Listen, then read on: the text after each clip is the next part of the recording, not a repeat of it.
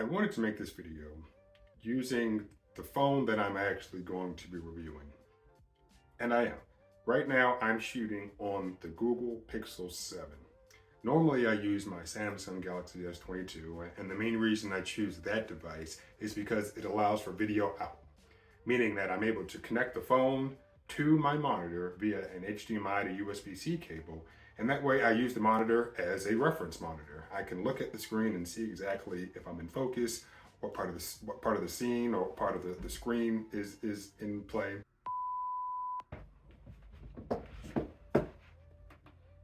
If you've seen any of my other videos, you might notice that the quality of this one is a little different. That's because today I'm not recording on my Galaxy S22, but instead I'm using the Google Pixel 7. The reason I wanted to use this device is to give you a more accurate representation of what you can expect if you choose to purchase this device. I'll already say I'm a little disappointed, mainly because this phone doesn't support video out.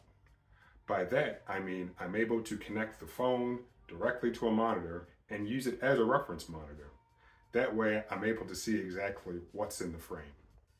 With the Pixel, I'm honestly just kind of guessing right now, but based on some of the test videos that I recorded, I think I'm where I need to be. Now, as the title of the video suggests, I've owned this Google Pixel 7 for about a week or week and a half now, and I have a few thoughts and opinions. The first thing I'll say is that I have not been using the phone for the entire week. I did not put my SIM card in there and use it for 5 or 7 straight days. I think I might have alluded to that in my first video about this particular phone, but after one day of using the device, my mind was pretty much made up. So, without further ado, let's start talking about reasons you should consider getting the Google Pixel 7. So as I mentioned just a few moments ago, I didn't keep my SIM card in this phone for the entire week. After using it for just one day, my mind was pretty much made up. Now, of course, that might be a little naive, but after looking at other reviewers' opinions about the phone, and then yes, the experience that I had after just 24 hours, I figured this is definitely a good phone to recommend to people who are considering the Google Pixel 7. I do have a few complaints, and I'll get to those later on, but let me start with the positives of the phone. So, first things first. I know one day shouldn't be enough time to make up my mind about this device, but during that particular day, I was on the phone for 5 hours and 24 minutes. And during that 5-hour long phone conversation, I got my chance to play around with the phone a little bit. Normally, I'd say one day is not enough time for me to make up my mind about a phone. But with this particular device, I was convinced that it is something worth recommending. The first positive thing I'd have to say about this phone is its battery life. Even though I used the phone for only one day, I was able to Even though I kept my SIM card in this phone for only one day, I spent a good portion of that time talking on the phone. So one thing I can definitively say is the battery life on the Google Pixel 7 is really, really good. That's just too much. The fingerprint reader on this phone is much more improved. I don't like scripts, man. I don't like scripts, so screw it, all right? All right, so I tried to do the whole script thing, and it's just not what I do well. I have a bunch of notes right here, so I'm going to talk through them. All right, on that one day that my SIM card was in the phone, I talked on the phone for almost 5.5 hours. So while I was talking, I was able to play around with the phone. Of course, I was listening to who I was talking to, but I had a lot of opportunity to have the screen on and interact with the display, see how snappy it feels, open and close apps, talk on speakerphone, using a wired headset. Of course, I had to use a dongle, using Bluetooth headphones, just a ton of variety right there just from talking on the phone. So I'll tell you, the call quality on my end was really, really good. Another thing that I've noticed is much improved is the under-display fingerprint reader. On the Google Pixel 6, it existed and it worked for me. And I know that some people online were saying that they were experiencing some issues with their fingerprint reader. But I'll say without a doubt, the fingerprint reader on this phone is much, much faster than last year's device. Is it as fast as the one on the Samsung Galaxy S22? It's hard to say. I mean, it's close, But I will say that I am perfectly satisfied with the speed of the Fingerprint Reader on the Google Pixel 7 compared to the Google Pixel 6. I know I mentioned this in the unboxing video, but I think it still bears importance to continue mentioning until it's no longer a fact. The trade-in values that you're going to receive for your devices right now are absolutely excellent. So if you have last year's Pixel, last year's Galaxy, last year's iPhone, in fact, I'm considering trading in my iPhone 12 mini as well to get a Pixel and give it to my mom, because the trade-in values for these devices are really, really good. I know you're seeing the video quality of the phone right now, and from my test videos, it looks like it's okay. I'd say my biggest issue is probably the audio quality of what you're hearing right now, but the actual photo taking ability of this camera is outstanding.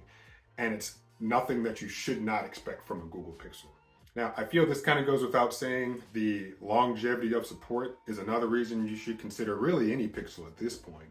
But for the Google Pixel 7 as well as the Google Pixel 6, Google is promising 3 years of operating system upgrades and 5 years of security updates. So I feel like Google is doing their best to split the difference with Samsung, where Samsung is offering 4 years of both. I feel Google is looking to the left and to the right and saying, well, we'll give you 3 years of this and 5 years of that. Either way, the phone is going to be supported for much longer than many other Android devices. One issue that I'm noticing right now, and I saw a few people mention it online, is the fact that yes, you're able to download and install the latest security update, but the latest Google system update isn't available. My phone is telling me that, hey, you need to check for a new update because the one that's currently installed is kind of old. But when I tap on it, it just says that the latest one is installed. And I believe it says the latest one is either June or from July. And I know that's not the case because I believe on my Zen phone, the latest is October. So that's definitely a software issue right there. And hopefully Google figures it out relatively quickly. As with most, if not all, modern Android devices, USB-C is the port of choice. If you've seen any of my Zen phone videos, then you've seen me complain about the fact that the USB-C port on that device is USB 2.0. According to Google's website, and I haven't been able to verify yet, but according to Google's website, the USB-C port on this phone is USB 3.2 Gen 2. Now that means, from everything I've seen online, because I know the USB naming scheme has been altered quite a bit, but 3.2 Gen 2 should be 10 gigabits per second. Is that the case? I don't know, because I haven't verified it yet. I just ordered a USB 4 cable, and that should be in the mail sometime next week. But if that's the case, that's going to be outstanding news. And to me, that signifies they are recognizing the importance of fast data transfers, especially as they put these large sensors on these cameras. File sizes are just going to continue to get larger and larger. So being able to transfer files from your camera, or really from your phone to your computer in a efficient, quick manner is definitely a huge advantage that this phone potentially has. And once I'm able to verify it, then I'll come back and make my claims. But if we're able to get 10 gigabits per second up and down from this phone, then that is going to be a huge win for the Google Pixel 7. I continued to rant and rave about this in my unboxing video, but the hand feel for this particular phone is absolutely outstanding. So if you're looking for a semi-compact phone, but it's not compact really at all, but if you're looking for something that isn't too large, when you pick up this phone and hold it in one hand, it feels like you're almost taking a step back in time. Being able to hold a phone in one hand and use it with one hand is something that you aren't often able to do now. So I'm not going to say that you can do everything one-handed on this phone, but it does feel extremely nice in the hand. On to my, I'll call them gripes. They're not major issues. In fact, they're probably not problems for most people, but they're part of the reason that I decided to take my SIM card out of the phone so quickly. So, first thing that I noticed, and again, this isn't something that most people care about, but at the beginning of the video, I complained about this. There's no video out on this phone. And if you are marketing your device as a high quality camera, a high quality video camera, it's nice to be able to have a reference monitor so that way I know, hey, I'm in frame, I'm focused. In fact, the camera could have turned off right now, could have overheated, and I don't know because I have no way of actually seeing the screen without having to walk around and verify that it's actually still recording. So video out on these phones is something that I think they all should support. So a complaint for me, probably not relevant for most people. Another thing that I noticed, which is interesting, is that at the time that I purchased this, and in fact, I'll verify after I finish recording, because I did look yesterday, I believe, and I'm not sure if I looked earlier this morning, but at the time of purchasing, I was not able to buy a case in store with the phone. So that has nothing to do directly with the phone itself, but I know one of the concerns I have, and another concern, and a concern that many other people have, is how serious is Google when it comes to supporting their products? And I would hope that on day one, the day that I'm able to purchase the phone, you would have cases available for the device in the store. I know they had cases in Best Buy for the Google Pixel 6 series, but I was not able to locate anything for the 7 series.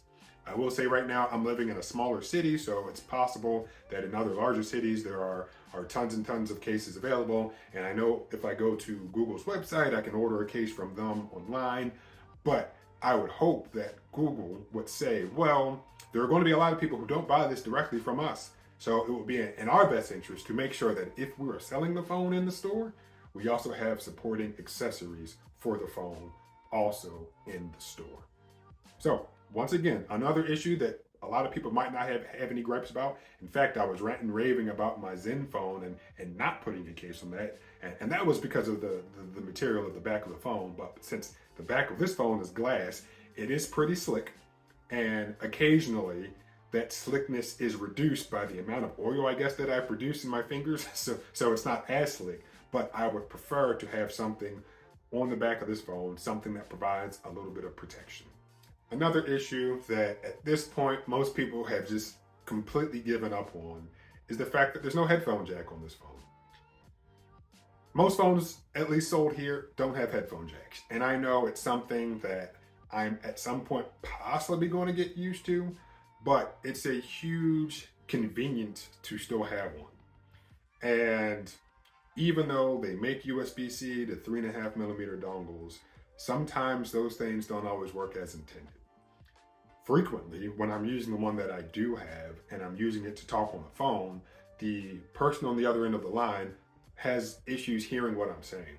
So if I'm using a phone that doesn't have the headphone jack, then I either have to switch back to using a Bluetooth device or use speakerphone.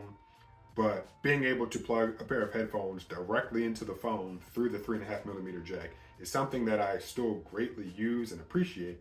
And for the two other main devices that I have, they both have headphone jacks. So for me, it's not something that I'm yet ready to just part with. Another thing, which I would say this is probably the optimal scenario, but for my use case, it doesn't serve my needs the way that I want them. There's a slot for one physical SIM and there's an eSIM, which I will say this. So before I continue, that is the optimal way to go. You have the physical SIM, and if you want an eSIM, boom, it's there for you. And if you only want one of those, it is there for you. But at this present moment, I have two physical SIM cards, and I enjoy the fact that with the Zen phone and with the Sony, I'm able to put both of those SIM cards in the device and use it how I see fit. So even though that is this issue I'm including with the negatives, that doesn't apply to probably 99% of the people. So that's just the reason why I took my SIM card out, but it is not something that should deter you from getting the phone. And the last thing, which this just really, It might be in my head, but hear me out, hear me out, hear me out. So right now, I believe the most popular social media platform in terms of videography is TikTok. And how do most, if not all of those videos appear on your screen, or how do you consume those videos? In portrait, so vertical. Now, as TikTok continues to grow in popularity, the other social media platforms are doing whatever they can to try to compete.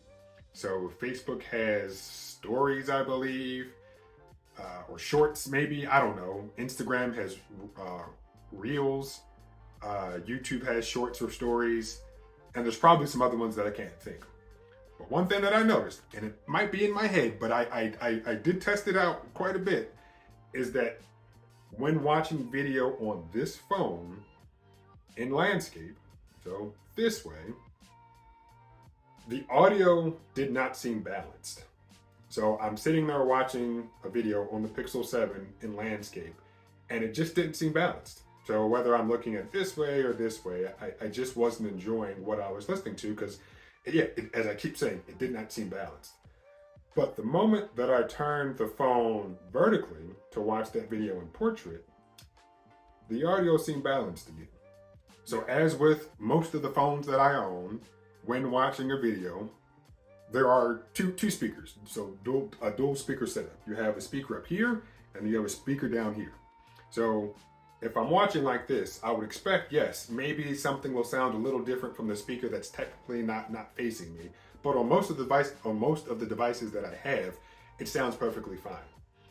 So my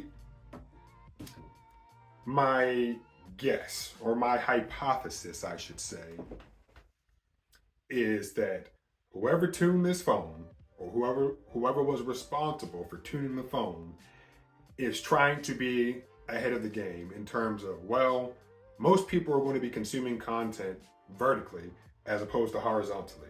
So if most people are going to be consuming video this way, we want the listening experience to be as good as possible this way, and we'll prioritize that over horizontal video.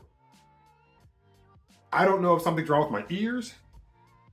I don't know if that's true, but that was one of my experiences. And literally after maybe 3 to 5 minutes of listening and testing and rotating the phone, I said, something's different here and I'm not enjoying this, and I don't want to have to watch all my videos vertically. So another reason I'm putting my SIM card back in the Zen. So everything that I mentioned in terms of the cons of the device, I feel are unique to me. So keep that in mind if you're in the process of making up your mind on this phone. But I really feel like the positives that I laid out really signify that this is a good phone. So if you're interested, consider buying it. If you have something to trade in, absolutely keep that in mind in terms of how much you could potentially get for your trade-in. I think that's about it. So again, the whole point of me recording with this phone as opposed to my usual Samsung Galaxy S22 is for you to get a good, accurate representation of what the video quality is like. Also, for everything that I mentioned earlier, if none of my cons are on your list of priorities, then completely disregard them. But for the time being, my main SIM card is going to stay in another phone, but I will continue playing around with this to see what other things I can find. But all in all, I am extremely satisfied with the Google Pixel 7. Your attention to one thing that I forgot to mention in the very first portion, or the second portion, or third portion, because I'm not exactly sure how I'm going to put all this together, is that even though I continue to talk about the trade-in values for the phone, which again are extremely good right now, what makes those trade-in values so worthwhile is the fact that the phone itself already starts at a reasonable price. $600, yes, is not the cheapest thing that you'll find, but it is extremely cheap and reasonable when you look at the landscape of competing phones in this market segment.